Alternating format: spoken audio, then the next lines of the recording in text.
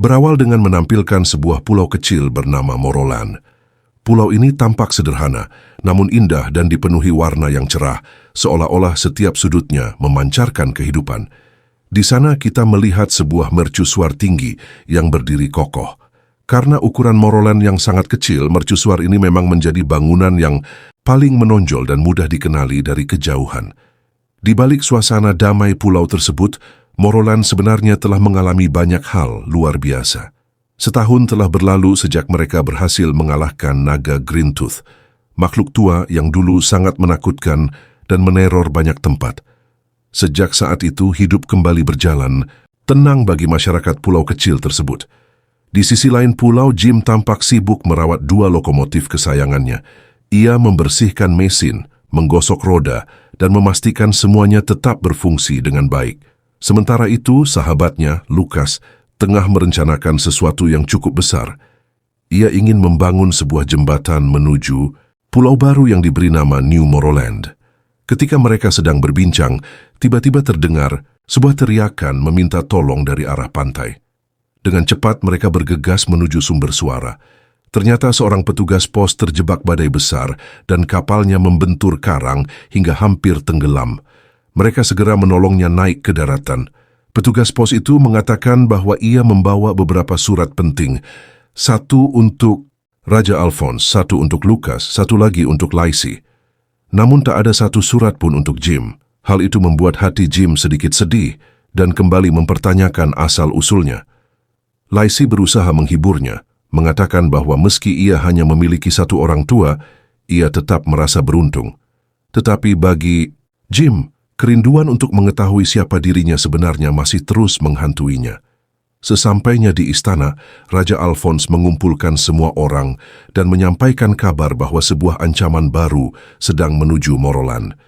Dengan begitu, petualangan yang lebih besar dari sebelumnya pun mulai membuka pintunya bagi Jim dan Lucas. Maka Jim mengusulkan agar meminta bantuan Tuan Turtur, si raksasa palsu. Mereka tidak butuh banyak ruang, hanya cukup memberikan lampu Turtur sebagai pencahayaan. Karena sang raja setuju, Jim melanjutkan bahwa besok pagi mereka akan pergi menjemput Tuan Turtur. Lucas tidak sempat berkata sepatah kata pun, hanya dan ya. Apa yang Jim inginkan selama setahun terakhir akhirnya terkabul, yaitu suatu petualangan baru. Sesuai janji, keesokan paginya, dua masinis kita telah bersiap dan mengucapkan salam perpisahan. Jim bahkan mendapatkan kecupan hangat. Kini saatnya berangkat, tentunya lagi-lagi menggunakan Emma yang telah dimodifikasi. Molly juga ikut bersama mereka, bersemangat menyambut petualangan baru. Beberapa hari kemudian pada suatu siang, para masinis dihampiri oleh seorang gadis cantik. Jim sangat terkejut, namun Lucas buru-buru menjelaskan bahwa gadis itu adalah Mermaid, salah satu makhluk air. Mermaid itu memperkenalkan diri sebagai Sursula Pici. Melihat lokomotif uap, Sursula Pici yakin bahwa Jim dan Lucas ahli dalam permesinan, sehingga meminta bantuan mereka untuk menyalakan kembali gunung magnet agar menerangi lautan dalam. Sebenarnya Jim dan Lucas sedang dalam tugas penting, tapi mereka tidak keberatan membantu. Dalam perjalanan ke gunung magnet, Jim menanyakan tentang liontin kerang yang dikenakan Sursula Pici. Mermaid itu menunjuk foto sang kekasih, makhluk laut sejenis kapal. Hubungan mereka tidak bisa dilanjutkan ke pernikahan karena ayah Sursula Pici, sang penguasa laut, sangat ketinggalan zaman. Tradisi mengharuskan setiap pasangan menemukan kristal abadi terlebih dahulu. Masalahnya, yang bisa menciptakan kristal adalah makhluk api. Dulunya makhluk api bersahabat dengan makhluk laut, tapi kini menjadi musuh bebuyutan. Beberapa waktu kemudian, tibalah mereka di Gunung Magnet. Disebut demikian karena seluruh gunung terdiri dari logam. Setelah mendapat petunjuk dari Sursula Pici, dua masinis segera memasuki lubang yang merupakan pintu ke dalam gunung. Lubang itu cukup dalam, dan semakin ke bawah suhu semakin panas karena dekat dengan pusat bumi. Ketika tiba di dasar, mereka menemukan ruangan luas dengan perangkat kuno di tengah. Ada beberapa petunjuk di sana. Intinya ada sesuatu yang bisa menyambungkan kedua perangkat, sehingga energi kuat muncul. Setelah mencari, tim akhirnya menemukan kristal bercahaya biru. Lucas segera memasangnya pada perangkat. Saat kembali ke atas, Jim dan Lucas melihat lautan kini bercahaya sangat indah. Namun beberapa kapal tenggelam mulai terseret mendekat karena energi magnet menarik benda logam. Bahkan Molly ikut menempel pada dinding. Tak lama Sursula Pici datang mengucapkan terima kasih. Tapi Jim dan Lucas mengatakan mereka harus mematikan mesin. Magnet akan menarik Emma dan Molly sehingga perjalanan tidak bisa dilanjutkan. Harus ada seseorang yang menjaga, mematikan, dan menyalakan mesin. Dua masinis berjanji akan mencari orang yang tepat. Setelah mesin dimatikan, Jim dan Lucas bersiap berangkat. Dalam prosesnya, Jim menempelkan logam magnet pada palu dan tiba-tiba menarik kunci Inggris yang ada di tangan Lucas. Bahkan Emma ikut tertarik seolah sangat ringan. Ide muncul di benak Lucas. Beberapa waktu kemudian, saat Jim dibangunkan, Emma sudah dimodifikasi menjadi lebih canggih siap mendukung petualangan mereka selanjutnya. Jim dan Lucas kini membawa mesin abadi, perangkat luar biasa, yang membuat Emma melaju tanpa batas dan tanpa bahan bakar. Dengan ini, mereka bisa mencapai tujuan jauh lebih cepat, meski kayu Molly terpakai dan magnet kuat membuat mereka harus menitipkannya di Pulau Magnet untuk sementara saja. Setelah meninggalkan pesan manis untuk Molly, dua masinis itu mencoba mesin abadi dan hasilnya menakjubkan. Emma melaju kencang di atas laut, lalu menembus awan tanpa hambatan. Kecepatan itu membuat jarak tak lagi berarti, hingga mereka tiba mendadak di wilayah gurun tandus yang sangat luas dan sunyi. Di gurun itu Jim mengira melihat kapal bajak laut, lalu menarik tali kendali dari tangan Lucas dan mendarat darurat. Untungnya Emma selamat tanpa kerusakan. Lucas menjelaskan bahwa yang dilihat Jim hanyalah fata morgana, fenomena optik yang sering muncul di daerah panas itu pada siang hari terik sekali. Tak lama kemudian mereka mendengar suara tangisan, ternyata berasal dari Tuan Turtur yang rumahnya direbut makhluk bermulut besar penyembur api. Jim dan Lucas menduga itu seekor naga dan berangkat membantunya karena mereka sudah berpengalaman menghadapi makhluk semacam itu sebelumnya di banyak petualangan yang telah mereka jalani. Ketiganya mengintai dari kejauhan dan mendengar kekacauan di dalam rumah. Jim yang bosan akhirnya masuk dan sangat terkejut karena naga itu ternyata Nepomuk yang ketakutan oleh raksasa palsu, yakni Turtur sendiri. Keduanya tanpa sadar saling menakuti sejak awal pertemuan mereka, tanpa maksud buruk sedikit pun sebenarnya. Ya, setelah semuanya diluruskan, mereka bertiga mulai akrab. Malam harinya mereka menikmati masakan Turtur yang lezat.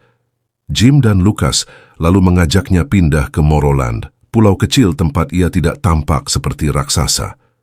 Turtur sangat bahagia dan langsung menerima ajakan itu tanpa ragu sedikitpun karena senangnya sekali. Ya, mereka lalu membicarakan Fata Morgana yang semakin sering muncul, serta kemunculan kapal bajak laut Wild Sertin. Lucas tetap yakin semuanya hanyalah ilusi panas. Namun pembicaraan berubah arah ketika Nepomuk menjelaskan hubungannya dengan kota naga, tempat asal berbagai legenda api kuno yang masih bertahan hingga sekarang, katanya. Ya, apa yang diceritakan Nepomuk memberi petunjuk baru bagi Jim dan Lucas tentang misi besar yang mungkin menanti mereka berikutnya. Dengan mesin abadi, teman-teman baru, dan tujuan yang semakin jelas, perjalanan itu pun berlanjut menuju kisah yang lebih dalam dan penuh kejutan untuk masa depan mereka bersama. Nepomuk diusir dari Sorolan karena membantu Jim dan Lucas, sehingga ia menjadi naga tunawisma. Jim lalu mengajaknya ikut agar mendapat tempat tinggal baru di Gunung Magnet. Keesokan paginya mereka tiba, dan Nepomuk langsung menyukai tempat panas dan gelap itu tanpa rasa takut sedikit pun. Sursula Pici datang menyambut, namun sempat terjadi ketegangan karena makhluk air dan api dianggap musuh bebuyutan. Menurut Jim dan Lucas, itu hanya kesalahpahaman leluhur. Ketika Nepomuk terjatuh ke air dan ternyata bisa berenang, suasana langsung mencair dan mereka mulai akrab, serta saling memahami tanpa kebencian lama. Secara tak sengaja Nepomuk memuntahkan api yang mengubah karang menjadi kristal abadi, benda yang dicarikan Sursula Pici selama berabad-abad. Namun kabar buruk datang. Molly diculik oleh bajak laut Wild Sertin. Jim dan Lucas marah dan bersumpah menyelamatkannya, meminta bantuan Nepomuk dan Sursula Pici untuk tugas berikutnya. Setibanya di Mandala, mereka disambut Kaisar, Lisi, dan Pingpong. Setelah menjelaskan keadaan, Pingpong berkata bahwa Wild 13 selalu lolos dari kejaran. Satu-satunya petunjuk adalah naga tua Grand Tooth yang mengakui mengetahui rencana Jim serta menjelaskan rahasia benteng tersembunyi, tempat bajak laut bersembunyi. Grand Tooth mengatakan Jim harus menunggu di laut dengan kapal yang disamarkan, agar layar merah bajak laut muncul. Ia juga menjelaskan bahwa Wild 13 sangat kuat, namun bisa dikalahkan jika Jim memperoleh bintang semerah darah. Setelah memberi petunjuk terakhir, naga itu kembali tertidur dengan tenang. Keesokan harinya, persiapan kapal dilakukan. Diam-diam Lisi menemui naga emas yang menyarankan agar ia ikut membantu Jim dan Lucas karena kehadirannya penting. Lisi meminta izin kepada Kaisar, tetapi ditolak karena ayahnya takut kehilangan putri itu lagi, sehingga pengawal diperintahkan menjaga ketat keberangkatannya. Tepat 3 hari setelah pelayaran dimulai sesuai arahan naga emas, kapal dibiarkan mengikuti arus. Kesabaran sang kapten semakin menipis hingga akhirnya ia mengabaikan peringatan dan memutar kemudi. Namun kemudi ternyata dirantai oleh penyusup, membuat seluruh pasukan dikerahkan untuk mencari pelakunya. Tepat ditemukan sosok misterius di dalam gudang dan mengejutkan karena orang itu adalah Putri Lisi. Kapten marah karena merasa gagal menjalankan perintah Kaisar dan segera memerintahkan kapal berbalik. Namun Lisi menolak karena ia datang untuk membantu Jim sekaligus membawa pesan penting dari Grand Tooth. Pada saat itu salah satu awak melaporkan bahwa kapal layar merah sedang mendekat. Itulah The Wild 13, bajak laut kembar yang terkenal licik dan kuat. Jim jatuh ke laut sementara yang lain ditangkap para bajak laut yang mengira Jim telah mati, padahal ia diam-diam menyusup ke kapal. Kapten bajak laut memerintahkan seluruh kru bersiap menghadapi badai besar. Tidak lama kemudian, topan raksasa muncul, dan para bajak laut justru menerobosnya hingga tiba di daratan terlarang yang pernah disebut Grand Tooth. Jim terbangun dan mendapati dirinya masih terikat di bagian depan kapal setelah badai mereda. Setelah bertemu Molly, mereka memasuki sebuah gua dan menemukan para bajak laut sedang berpesta sambil mengenang masa lalu tentang bayi bernama Jim yang pernah mereka selamatkan. Mereka juga membicarakan keranjang bayi itu yang berisi benda penting termasuk surat yang tidak bisa dibaca, karena mereka semua buta huruf. Keributan terjadi hingga topi sang kapten terjatuh, dan Jim memanfaatkan kesempatan itu untuk merebut bintang merah. Pertarungan kacau pun terjadi hingga semua bajak laut tumbang. Jim kemudian membebaskan Lucas dan mereka menuju ruang harta untuk mencari keranjang bayi yang menjadi petunjuk masa lalu. Sesampainya di ruang harta, mereka melihat tumpukan emas dan benda-benda berharga, namun yang dicari adalah keranjang bayi Jim. Lisi menemukannya berisi mahkota tongkat dan liontin bergambar raja serta ratu. Di dalam tongkat terdapat gulungan surat yang menjelaskan bahwa orang tua Jim adalah keturunan Raja Casper. Kerajaan Jambala dihancurkan oleh serangan naga hingga pulau itu tenggelam dan hanya satu bayi yang selamat, yaitu Jim, pewaris terakhir dari garis keturunan kerajaan tersebut, yang kini akhirnya mengetahui asal-usulnya berkat bintang merah dan petunjuk dari Grand Tooth yang bijaksana. Casper yang diselamatkan Tuhan memberi nama Pangeran Miran kepada bayi terakhir dari Jambala. Karena benda-benda itu ditemukan dalam keranjang bayi Jim, maka jelas bahwa Pangeran Miran sebenarnya adalah Jim. Setelah semuanya terungkap, para bajak laut yang tersadar merasa marah, namun juga lega karena akhirnya mereka bisa mengakhiri ketakutan panjang yang menghantui mereka. Meski begitu, para bajak laut telah memungut Jim sejak kecil sehingga baginya mereka sudah seperti keluarga.